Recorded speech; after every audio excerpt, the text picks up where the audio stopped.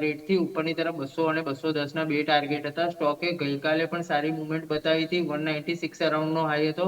આજે પણ 196નો અરાઉન્ડનો હાઈ છે, એટલે 5% ઉપરની સાઈડ મોમેન્ટમ ઓલરેડી છે. કોઈની પાસે હોય તો ડેફિનેટલી હોલ્ડ કરવાની સલાહ રહેશે. ઉપરની તરફના ટાર્ગેટ હજુ 200-210 વાળા ઇન્ટેક્ટ છે આપણા.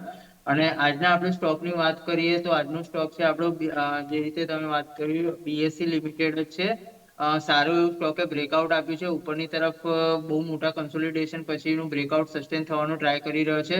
સ્ટોકને આપણે બહુ નાના ટાઈમ ફ્રેમ માટે નહીં લઈએ. આને કમસે કમ આપણે મોટી સ્વિંગ ખાવાનો ટ્રાય કરીશું.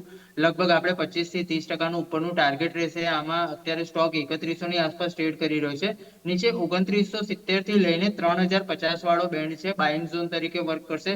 આજની મોમેન્ટમ મોટી છે, થોડુંક નીચે આવવા દઈશું. સ્ટોક 3050ની રેન્જની આસપાસથી મળે છે, તો 3050 થી લઈને 2970 વાળો બાઇંગ ઝોન તરીકે આપણે એને બિહેવ થશે.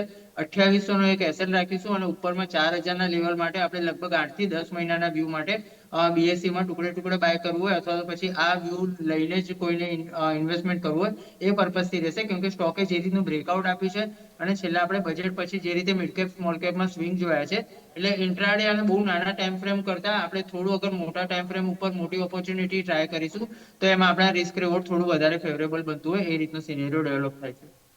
ઓકે, તો બોમ્બે સ્ટોક એક્સચેન્જ એટલે કે મિડ